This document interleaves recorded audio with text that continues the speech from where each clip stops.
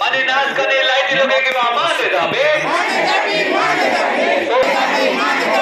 Soro kale nani maan mani nas kane soro kya siva soro maan le dabe.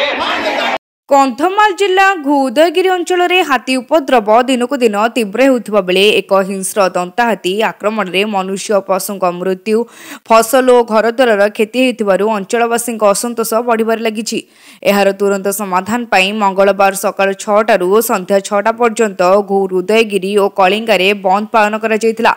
बंद समय समस्त दुकान बजार सरकारी बेसरकारी कार्यालय और यातायात पूरापूरी बंद रही। सदैक स्थानीय महिला पुरुष हाटपदारू एक शांतिपूर्ण रैली करी दंता हाथी को अन्यत्र स्थानांतर ग्रामगुड़िक सोलार लाइट स्थापन क्षतिग्रस्त परिवार को तुरंत क्षतिपूरण और जिले में स्थायी रक्षक दल गठन पर दाबी उठाई। 4 दफा दाबीपत्र स्थानीय तहसिलदार रंजन कुमार साहू और बीडीओ शरद चंद्र मल्लिक सहायतार दाबीपत्र प्रदान कर बंद समय कौन अप्रीतिकर परिस्थिति को एड़ाइबा सकाशे पुलिस बाहिनी सजग रही देखा मिलता। बंड डाकरा शांतिपूर्ण भाव समापन होता। आमे बारंबार सरकार पाखे दाबी करथिले मध्य आज लोक माननकु सुरक्षा देबारे सरकार फेल मारिछि। आपण माने जानिथिबे विगत दिन रे 3 जीवन मध्य हाथी नहीं सारिछि। याको नै आमे वन विभाग कर्मचारी कार्यालय सम्मुख में धारणा बसलु। आ सरकार आमको प्रतिश्रुति देथिले जे दशा शीघ्र ए हाथी को अन्यत्र स्थानांतरित करा जिवो, किंतु सरकार आम कथा सुनिले नाही।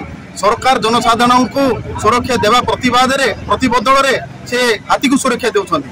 गतकाली भी गोटे दिवागुड़ा 2टा गाय मारी। आज भी शुणा मिलूँ जोटा कि रायका ब्लॉक आमर डांबारे गोटे गाय को मारदेला हाथी।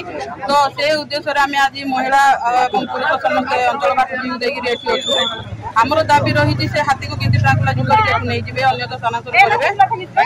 सहित जो मैंने कि क्षति पूरण होने कार घर भांगी कार गुहाल भांगी गाय नष्ट होती आज पर्यटन क्षतिपूरण मिलनी।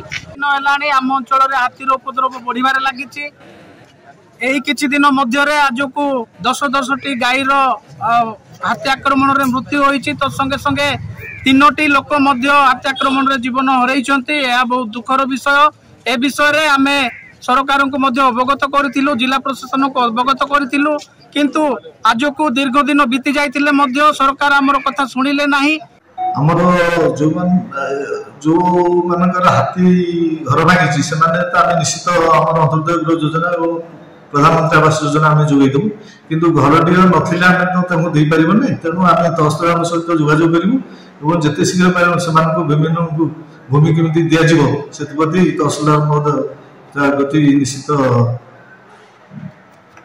कार्यक्रम ने भूमि जोगे दिज्व से कार्यानुष्ठान करेंगे।